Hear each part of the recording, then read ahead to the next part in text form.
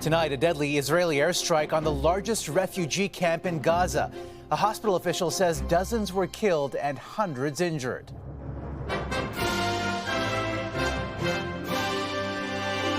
Israel says the target was a senior Hamas commander. Now we're getting to the final chapter of this massacre where even the wounded will not be spared. And the growing humanitarian crisis in one of the world's most densely populated areas. More provinces pick a fight with Ottawa on a key pollution policy. I'm urging the Prime Minister to play fair, do what's right, and eliminate the tax. As Justin Trudeau pushes back on the carbon tax. There will absolutely not be any other carve-outs. Plus, the scary economics of Halloween this year. The shrinkflation on candy. Plus, the story behind a grandmother's amazing haunted forest.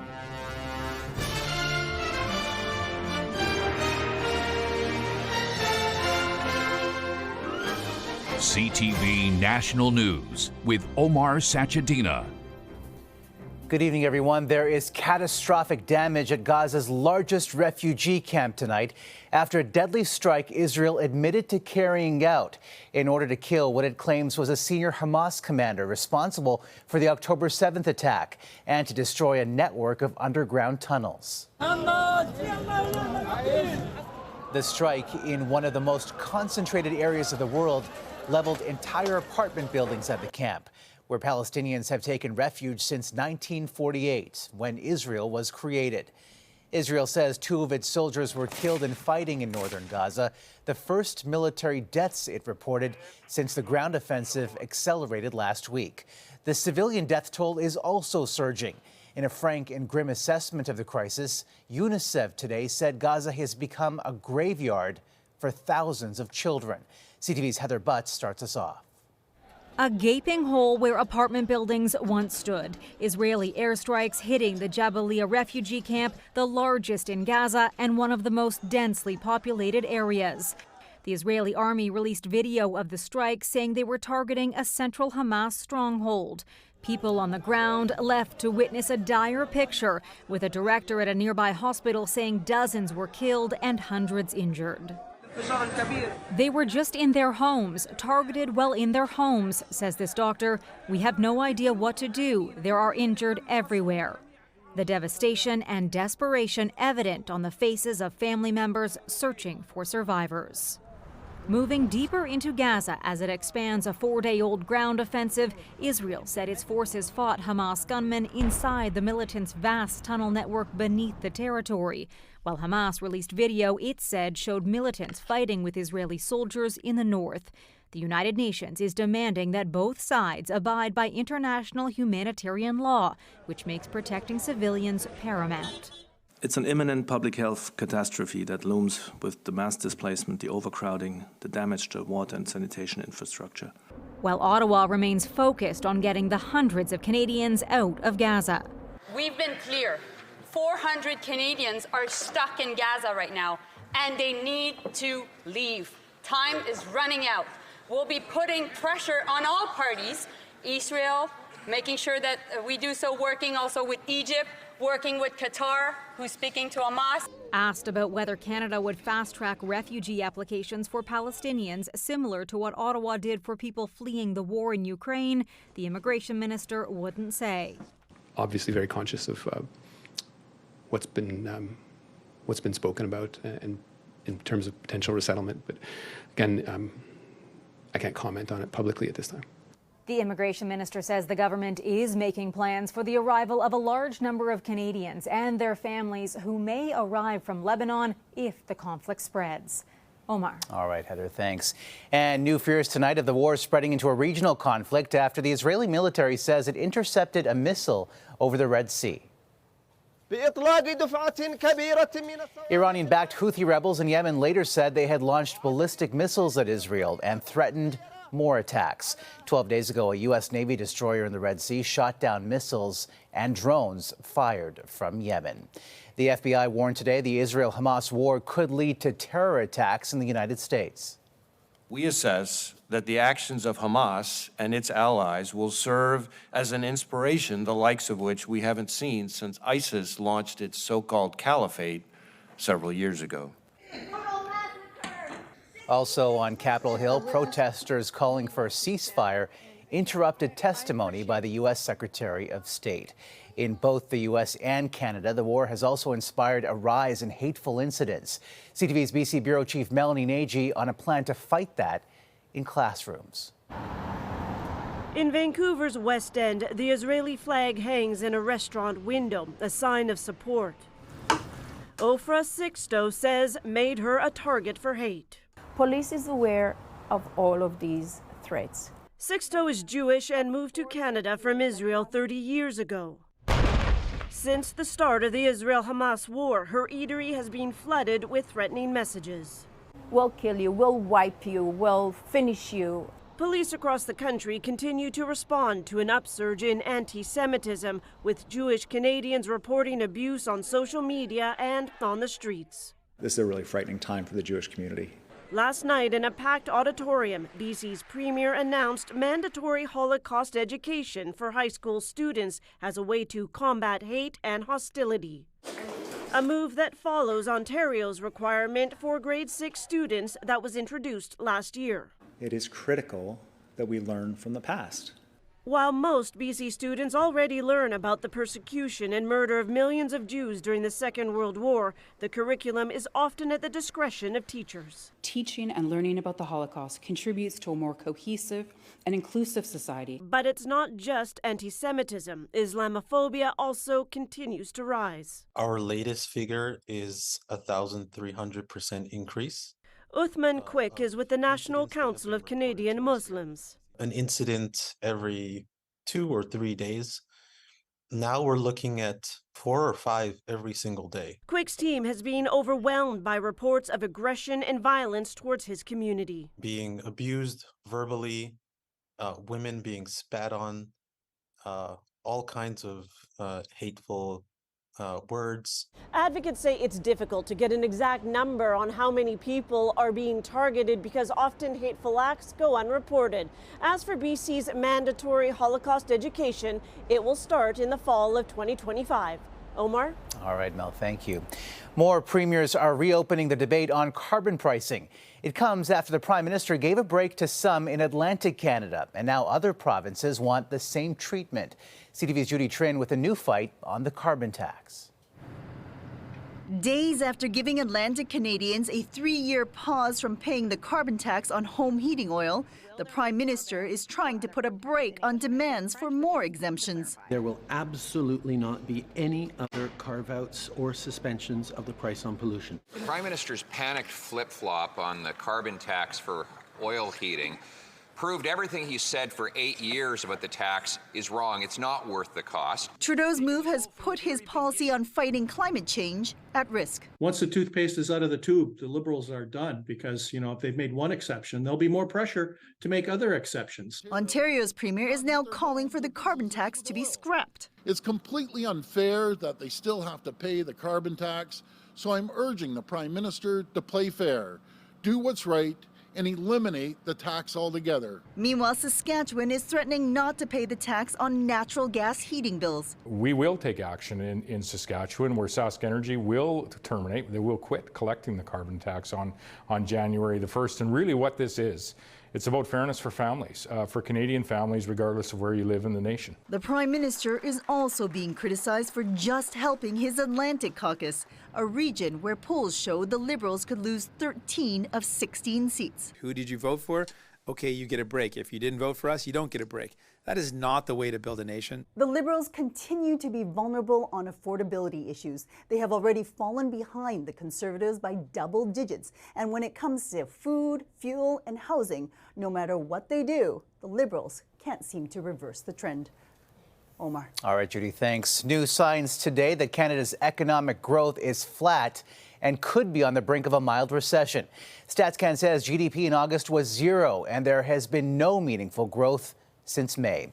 CTV's Bill Fortier on when Canadians can expect a break. For months, this Canadian TikTok account has been highlighting examples of shrinkflation.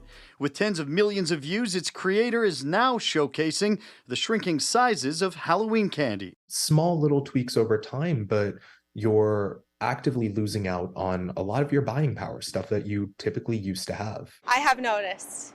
I'm a big fan of Halloween candy. They're ripping us off with the Halloween candy. Smaller sizes, a result of the same high inflation rates that have driven up the price of many items, noticeably groceries. And I feel like every time I go to the grocery store, things are a little bit higher. Inflation has been fueled by a red-hot economy rebounding from COVID, the war in Ukraine, and other supply chain issues. Now there are signs it's cooling. According to Statistics Canada, GDP growth was likely flat for this year's third quarter, possibly even a very small recession, a concern among some economists. If your economy isn't growing while your population is growing the fastest in 7 decades, it's not good news. Others believe this is a natural leveling out of what was an overheated economy. At some point, you would expect things to just cool down again. And potentially good news for consumers. A flat or slightly recessed economy should mean lower inflation, resulting in more stable grocery prices. I would expect the headline numbers to follow in terms of decreasing overall rates of inflation. So it'll take a while for it to happen, but there should be more of a level out of prices. The other positive take here, recent interest rate hikes designed to slow the economy appear to have worked. So many economists expect those borrowing rate increases are likely done for now. Omar. All right, Bill, thank you. Hospitals in southwestern Ontario are confirming tonight they were the victims of a ransomware attack in which patient and employee data may have been stolen. The group, which includes Windsor Regional Hospital and Blue Water Health, says the actors responsible for this attack may publish some of the stolen data and are working to determine the exact data impacted with local and provincial police, Interpol, and the FBI. As Ottawa prepares to reveal new immigration targets tomorrow, new research shows more immigrants are leaving Canada. In fact, there's been a steady rise since the 1980s, but in 2017 and 2019, there were spikes in the number of people choosing to depart Canada after arriving here, 31% above average. This is a real wake-up call for Canada that many immigrants are coming in saying thanks, but no thanks. Here's CTV's Kevin Gallagher on the concerns and the strategy. With labor shortages hurting industries like manufacturing, healthcare, and high tech, Immigration Minister Mark Miller says Canada's system needs improvement. Canadians aren't close to immigration, but they want people like me, they want provinces, they want cities to do a better job in coordinating the arrival of immigrants. A new immigration plan recommends reducing application wait times, creating a chief international talent officer to align Canada's immigration policies with long-term labor needs, and targeting specific industries like technology. It's not that easy, to get into the Canadian job market. Houari Farhi is still working remotely for a company in his native Algeria 1 year after immigrating to Canada with his family. He says Canadian companies don't value his foreign experience, and he's struggling with the cost of living. I used to live here in 2004, and it was like a bit better than now. Part of the pessimism is the high cost of housing newcomers find here. The shortages of places to live is a major reason. A recent Environics Institute survey found 44% of Canadians say there is too much immigration, a 17% increase over last year. Minister Miller says Canada's housing crisis is decades in the making, and the country needs immigrants to build more homes. There's a huge aging out in the construction industry that people are really scared about, and I think that is a looming challenge.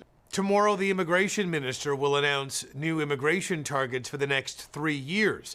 Canada is on track to welcome a record number of newcomers this year and 485,000 next year. Omar? Kevin Gallagher in Ottawa. Fresh questions tonight about the Ontario Premier's involvement in the decision to remove land from the Greenbelt.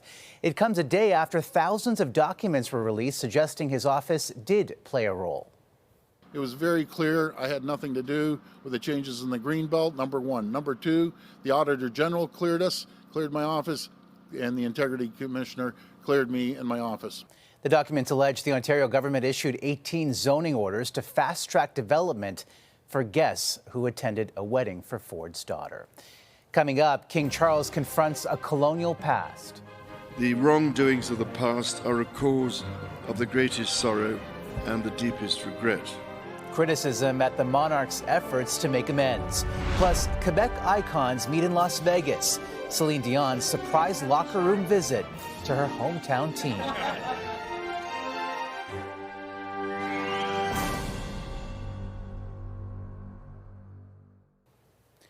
King Charles expressed regret tonight for Britain's colonial past in Kenya.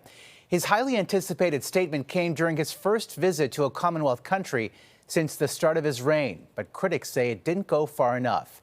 Here's CTV's Geneviève Beauchemin. Beyond Kenya's red carpet welcome, Britain's dark colonial history hangs over this royal tour. At a banquet tonight, King Charles addressed the painful past. The wrongdoings of the past are a cause of the greatest sorrow and the deepest regret.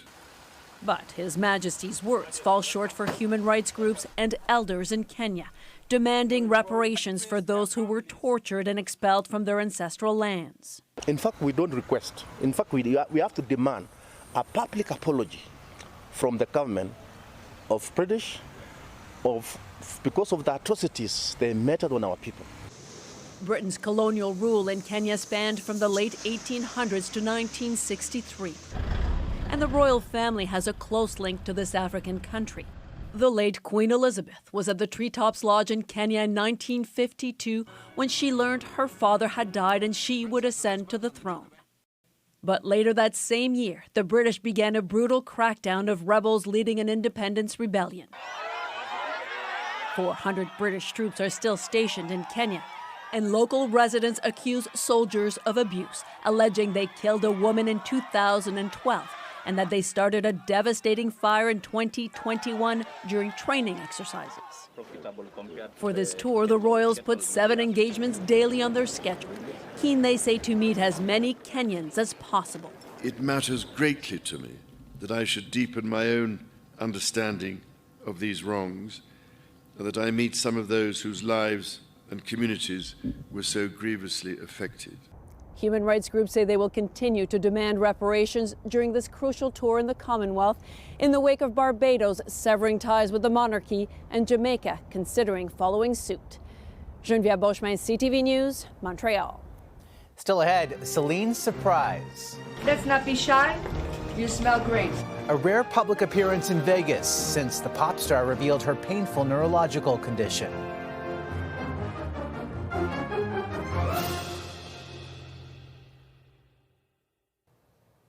Hawaii police have released dramatic body cam video from the fire that tore through Lahaina in August. Officers scrambled to get people to safety as the fire quickly spread. You gotta go! Police are also seen using garden hoses in a desperate bid to slow the flames. They also evacuate a group of people taking shelter inside a coffee shop. 11 officers lost everything. You saw officers saving lives. We are sorry for all those who suffered and lost. At least 99 people died and more than 2,000 buildings were destroyed. And more dramatic video of a rescue in the Florida Everglades after an aircraft went down this morning. The pilot was rescued from alligator-infested waters 7 hours later. A few cuts, some dehydration, but he is otherwise okay. And Canadian superstar Celine Dion made a different kind of appearance in Vegas last night. The iconic singer was in town to watch the Montreal Canadiens play the Las Vegas Golden Knights. She even posed for pictures with members of the team. Dion has scaled back her public appearances since being diagnosed with stiff person syndrome, a painful neurological condition. After the break. So we made a tiny little path, and it just took off from there. A one-of-a-kind Halloween attraction on the Little Saskatchewan First Nation.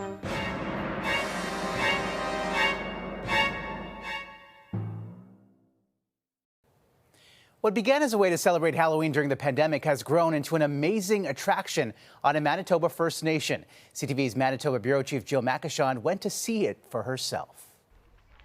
On this night, the only thing scarier than the weather, a haunted forest. On Little Saskatchewan First Nation, this has become the Halloween attraction, a maze that goes on and on and on. My favorite part is a scary, there's a creepy guy over there. My favorite part is the tunnel. Lorraine Sinclair, a grandmother, first started this project 4 years ago. Then it was a few decorations for her grandkids in her yard, trying to help them enjoy Halloween as COVID restrictions took hold. Any little path, and it just took off from there. It's not as tiny as it was.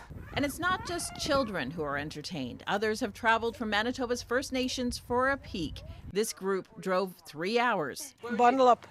Bundle up. Bundle up, yeah. It's worth the trip. And it's worth the trip.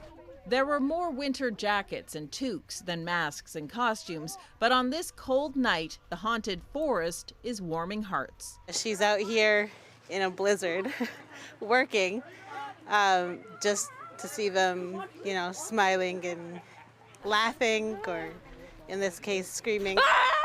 A fun-filled Halloween night, and already the kids are counting down the days for a new Christmas attraction in the coming weeks. If you think the work ends for Lorraine Sinclair and her helpers after Halloween, think again, because November 1st, this will turn into a winter wonderland. Jill McIshawn, CTV News on Little Saskatchewan First Nation. Happy Halloween! We all need a little joy. Love that level of dedication. And that is a snapshot of this Halloween Tuesday. We leave you now with some young ghosts and goblins from our own CTV family. Thank you for watching. Good night, and see you tomorrow.